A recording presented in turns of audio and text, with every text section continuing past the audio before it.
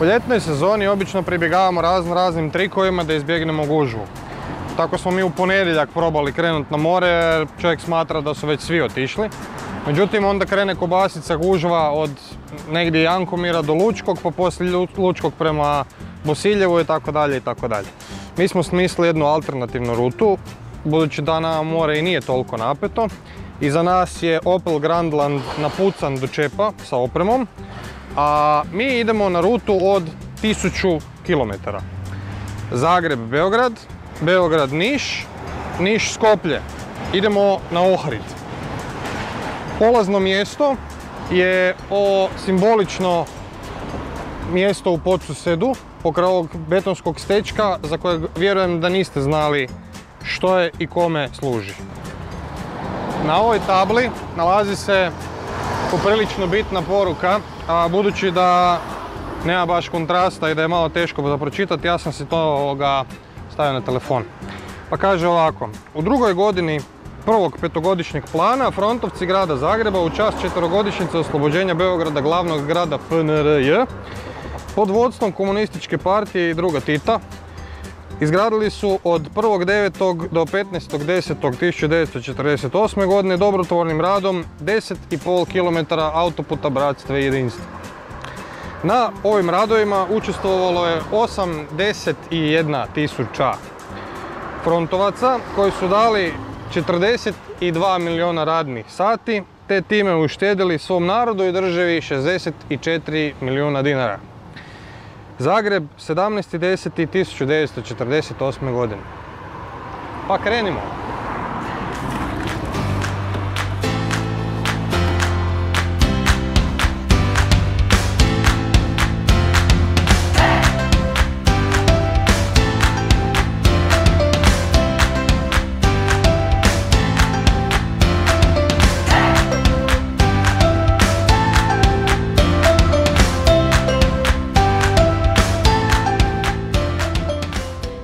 Nisam jugonostalgičar, ali čisto da pojasnimo neke stvari za sve vas millennials i one koji se takvima osjećaju. Autocesta Bratstva i jedinstva započela je s izgradnjom nakon Drugog svjetskog rata, a ideja je bila da poveže bivšu Jugoslaviju skroz na skroz. Krenula je od Jasenica preko Ljubljane na Zagreb, na Beograd, pa Beograd na Niš, pa Niš na Skopje i Skopje dole na grčku granicu. Zašto Bratstva i jedinstva? Autocesta Bratstva i jedinstva se zvala tako zato što su ju radili omladinci za vrijeme bivše Juge. Nekih 300.000 studenata, vojske, svega i svačega. Izgradili su prvo komad autoceste od Zagreba do Beograda, nekakvih 380 km betonskih ploča. 300.000 mladih ljudi. Sad zamislite da 300.000 millennialsa ostavi telefone, tablete i tako dalje i hvati se lopate. Nezamislivo, jel da?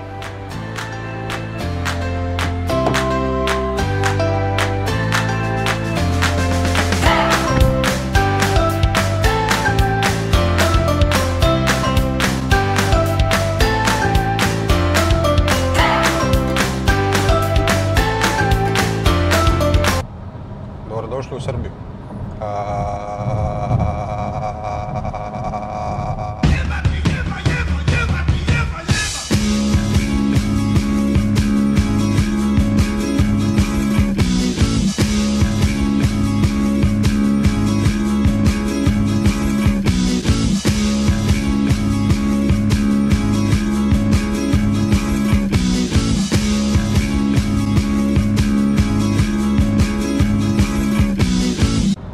Auto s kojim se vozimo je Opel Grandland X Ultimate paket opreme.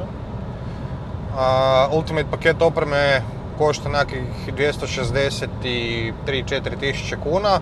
Ovo ima dodatno još panoramski krov, kožna sjedala, podesiva, gore, dole, lijevo, desno, ventilacija, grijanje, svašta nešto. Ovo je 294-5 tisuća kuna. Ispod poklopca je 2.0 dizelski motor sa 177 konja i uparen je sa automatskim 8-brzinskim mjenjačem. To znači da je prilično štedljiv, ali i poletan. Nalazimo se svaki put u nekakvom rasponu okreta, odnosno u nekakvom području optimalne momentne krivulje. I ono što je najbitnije, s obzirom da je 8 brzina, evo sad se vozimo nekakvih 140 km/h na 2000 okretaja. Do Niša smo napravili, do Leskovca 700 km cca i prosječna potrošnja nam je 8,2 litre. Nakon Leskovca, grada koji je poznat odavde pa do Amerike po čuvenom leskovačkom roštilju, peglamo dalje prema Skopju po paneuropskom koridoru X. Autocesta postoji negdje od Horgoša do Preševa dole, znači od Mađarske do makedonske granice, a nešto poslije Leskovca prestaje taj dio brze ceste i prebacujemo se na staru cestu koja ima više zavoja, rupa i svega ostalog. Lijep prizor se pruža s desne strane zato što se radi na tom novom komadu autoceste, tako da će biti povezano skroz na skroz. Konstantno se križamo sa tom dolinom Morave, odnosno Great Morava i Južna Morava. I za razliku od hrvatskih cesata ne gužvamo se sa Česima, nego sa Švicarcima i Francuzima.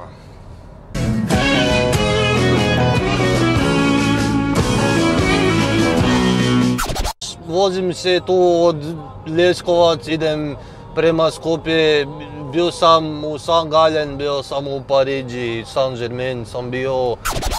Jedan leitmotiv s makedonske autoceste. Dakle, ovo iza mene je makedonska zastava, tu je dalje račvanje, voda se ide za Ohrid.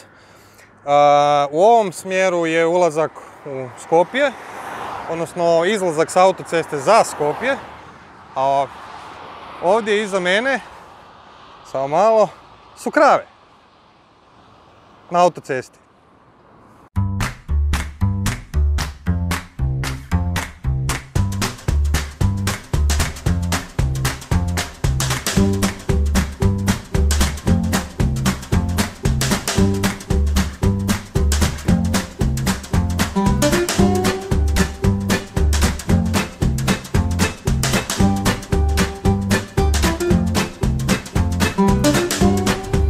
Makedonci su poprilično specifični po stilu vožnje. A putanja od 1 do 10, 2. I to samo zato što uspije proći kroz zavoj. Brzina ulaska u zavoj, 9 od 10. Hrabrost, 10 od 10. Kontrola nad vozilom, 2 do 3. Ko vjetar na moru, bofori i to. Poprilično ih je zanimljivo gledat, ali treba držati distancu i ovo, lagano stakato, lijeva noga na kočnici, ako slučajno se sudare, da tež dijelovi ne zašpricaju iz drugog smjera.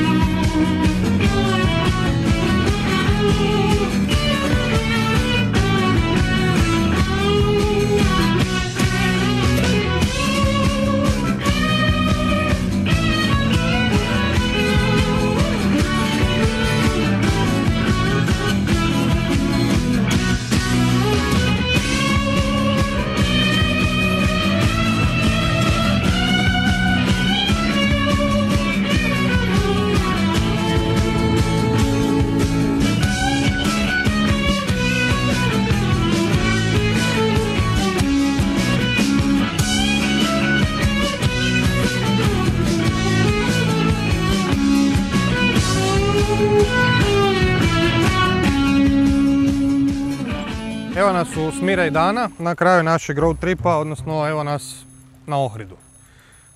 Ravnih 1000 km od Zagreba do Ohrida, usput ćemo vam otkriti male tajne dobrog road tripanja. Za početak morate imati auto koji ima udoban ovjes i po mogućnosti veliki međuosovinski razmak kao što je to slučaj kod Grandlanda X.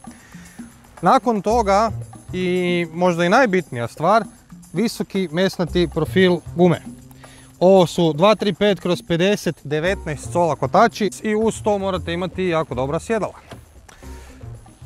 Kod Grandlanda X u ovom slučaju imamo AGR sjedala, odnosno sjedala rađena po AGR kampanji za zdrava leđa. Vrlo korisna stvar, imaju i ventilaciju sjedala i grijanje koje naravno nam nije trebalo. Na duge fure ovaj tu dio koji vam podupire bedra zlata vrijedi, jer podupire koljeno ispod i nemate bolove u koljenima i nemate bolove u nogama nakon dužeg puta. Uz to ovaj Grandland je bio opremljen full opremom, odnosno ultimate opremom, što znači Denon ozvučenje, kožna sjedala, imao je nadoplatu za stakleni krov itd. Ne morate imati apsolutno potpuno opremljeni automobil, ali bi vam u svakom slučaju preporučili 2.0 dizelski 177 konja motor i nemojte se bojati, može ići s automatskim mjenjačem u kombinaciji, nije rastrošan, a nudi jako puno elastičnosti. Mi sad idemo na zasluženu kavu, a nakon toga na zerce nešto slatkog, smatram da smo zaslužili odmor. Vidimo se.